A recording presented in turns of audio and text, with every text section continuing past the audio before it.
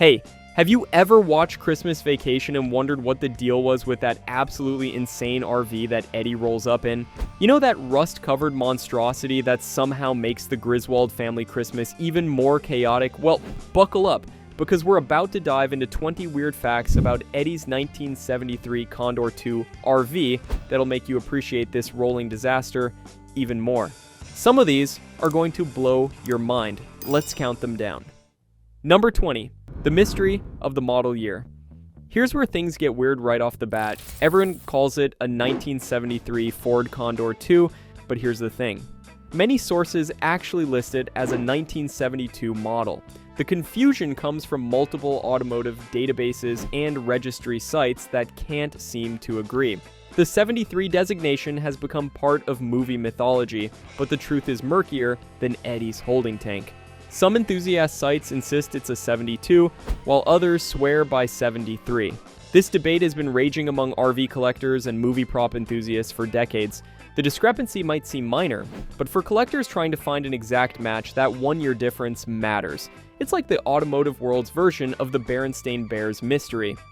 Number 19. Built on a beast of a chassis. This thing wasn't built on your typical van platform like most RVs of the era. No, the Condor II was constructed on a Ford P-Series medium-duty truck chassis. We're talking about the Ford M504 platform here. This wasn't designed for comfortable family road trips. This was a workhorse chassis meant for delivery trucks and commercial vehicles. The weight alone was staggering. We're talking about a vehicle that tipped the scales at levels that would make modern RV manufacturers cringe. The suspension was truck grade, which meant every bump felt like hitting a pothole with a shopping cart. But that beefy construction also meant it could take a beating, which explains how the movie version survived all those years. Number 18. Condor Motorhomes was already dead. Here's something spooky. By the time Christmas Vacation was filmed in 1989, Condor Motorhomes had been out of business for over a decade. The company shut down operations in the late 1970s, making any surviving Condor II units increasingly rare. Think about that. They picked a motorhome from a defunct manufacturer for the movie. Whether this was intentional or just lucky casting for the prop department, it added to the RV's aura of being from another era. Finding replacement parts for these things today is like searching for unicorn tears. The fact that the movie RV survived and still exists is nothing short of miraculous. Number 17. It was actually a luxury RV plot twist. Despite its horrific appearance in the movie, the Condor II was originally marketed as a luxury motorhome. We're talking dual air, conditioning units, a built-in vacuum system, convolution comfort accessories that were cutting edge for the early 70s. These things had features that wouldn't become standard in RVs for another decade. The interior originally boasted high-end wood paneling, plush seating, and amenities that put it in the premium category. The transformation from luxury vehicle to Eddie's tenement on wheels required serious Hollywood magic. They basically took a Cadillac and turned it into a junker for comedic effect. Number 16. The 390 cubic inch beast. Under the hood, mechanically, these Condor IIs packed a Ford 390 cubic inch V8 engine. That's 6.4 liters of pure 1970s American muscle. But here's the thing. All that power was necessary just to move this behemoth down the road. The heavy automatic transmission paired with it was built for durability, not speed. Gas mileage? Forget about it. We're talking single digits on a good day, with a tailwind, going downhill. The engine note was distinctive too. You could hear one of these things coming from blocks away. It wasn't the good kind of V8 rumble either. It was more like a tired elephant trying to climb stairs. Number 15, the rust was fake. That beautiful patina of rust and decay covering Eddie's RV, totally fake. The art department painted on most of the weathering effects. The actual body of the RV was in far better condition than what appeared on screen. Hollywood magic struck again. They used special painting techniques to create the illusion of decades of neglect. The wood paneling that looked ready to fall off was actually secured quite well. Even those dents and dings were carefully crafted illusions. The prop masters wanted it to look like it had survived nuclear winter, but they still needed it functional enough to drive for multiple takes. Number 14. The storm drain scene. Created history. Eddie's infamous waste tank emptying scene has become one of the most quoted moments on holiday movie history. Shitter was full, but here's the weird part. That scene almost didn't make it into the movie. Test audiences loved it so much that they expanded Eddie's role in the final cut. The RV's waste management system became a character unto itself. The scene has inspired countless memes, merchandise, and even Halloween costumes. People dress up as Eddie in his bathrobe with a beer and a toy RV waste hose. That's cultural impact right there. Number 13. It still exists and tours museums.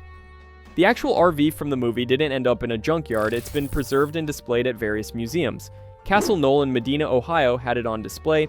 It appeared at the 2018 Atlanta Motorama. This thing has become a traveling piece of American cinema history. Fans line up to take photos with it. Some people have emotional reactions seeing it in person. It's like meeting a celebrity, except the celebrity is a 40-year-old motorhome. The current owner reportedly gets offers to buy it regularly, but it's essentially priceless at this point. Number 12. Full-scale replicas are being built. The RV has become so iconic that enthusiasts are building exact replicas. We're talking about people who study every frame of the movie to get the rust patterns right.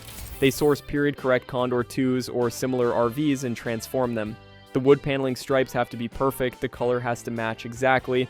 Some builders even age the interior to match what's briefly shown in the film. These replicas show up at Christmas events and car shows. One guy in Illinois spent 3 years building his replica and now rents it out for holiday parties. Number 11. The borrowed from a buddy line was pure fiction. In the movie, Eddie says he borrowed the RV from a buddy who took the house, I took the RV. This backstory was completely fabricated for the film. There was no actual buddy, no real divorce settlement involving an RV trade. But this line has become so embedded in pop culture that people reference it when talking about bad divorces or terrible trades. The writers created this throwaway line that perfectly encapsulated Eddie's character and situation. It's brilliant in its simplicity and has outlived many more elaborate movie plots. Number 10. It weighs more than most modern RVs. The Ford P-Series chassis and the Condor II body combined created a vehicle that was absurdly heavy by today's standards. We're talking about a gross vehicle weight that would require a special license in some states today. The frame alone weighed more than some entire modern travel trailers. This weight affected everything. Acceleration was measured in geological time, stopping distances were measured in city blocks. Going up hills required planning and prayer. The fuel tank held enough gas to drain a small oil field. Modern RV manufacturers would look at these specs and laugh, then cry, then laugh again. Number 9. The manufacturer was obscure. Even in its heyday, Condor Motorhomes was never a major player in the RV industry. Even during their peak years in the early to mid-70s, they were considered a boutique manufacturer. They produced limited numbers compared to giants like Winnebago or Airstream. Finding information about the company today is like archaeological work. There are no corporate archives, no official records. Most of what we know comes from old advertisements and registration documents. The obscurity adds to the mystique. It's like Eddie's RV came from some alternate universe where different RV companies existed. Number 8. The windshield was unusually large. One distinctive feature of the Condor II was its massive windshield. For a 70s RV, this was progressive design. The visibility was actually excellent for the driver, which is ironic considering how badly Eddie seems to drive it in the movie. The windshield was expensive to replace, even back then.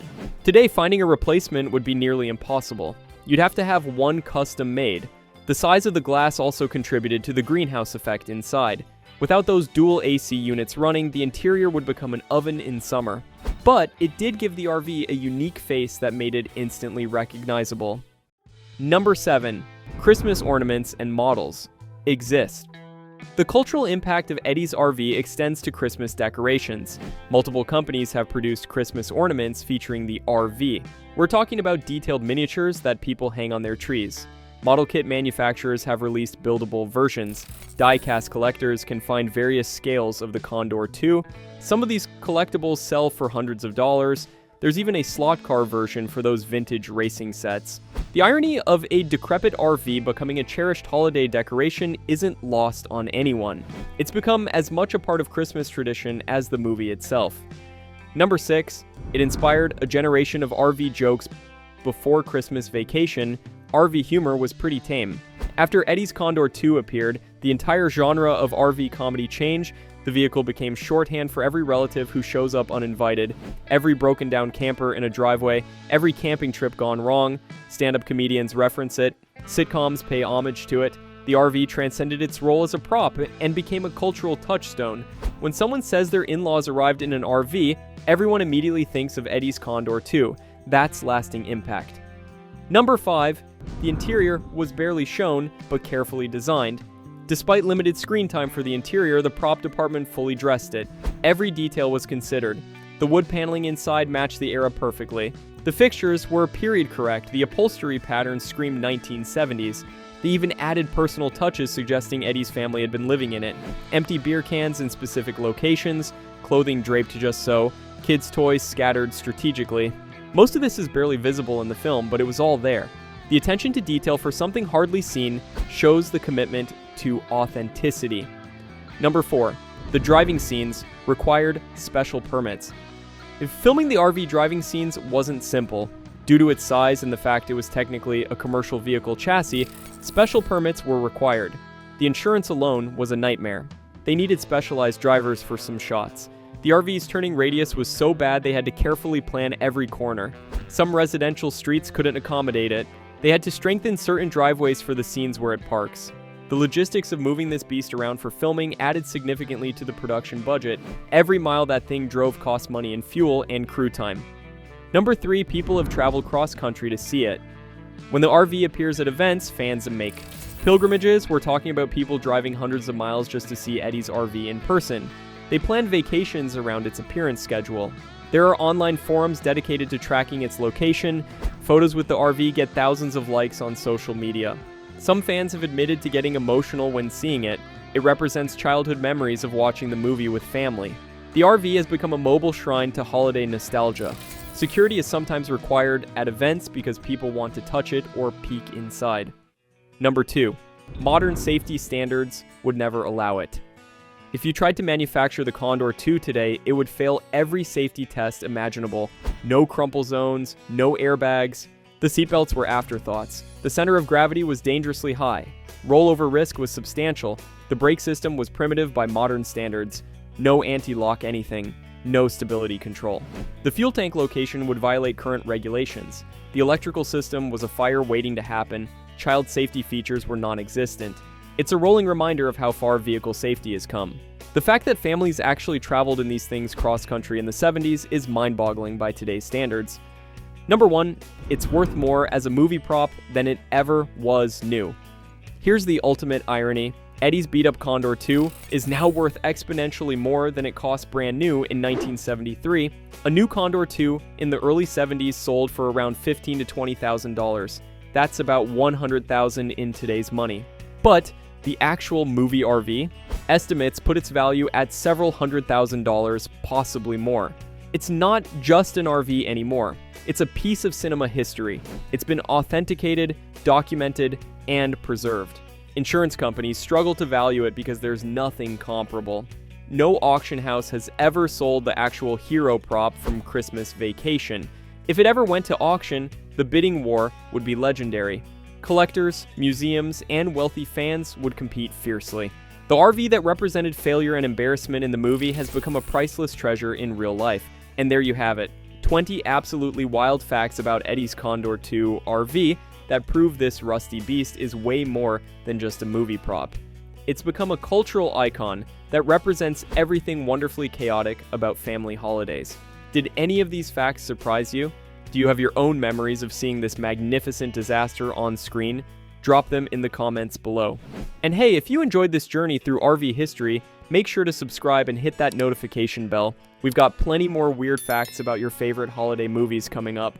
Thanks for watching, and remember, if the shitter's full, you know who to call.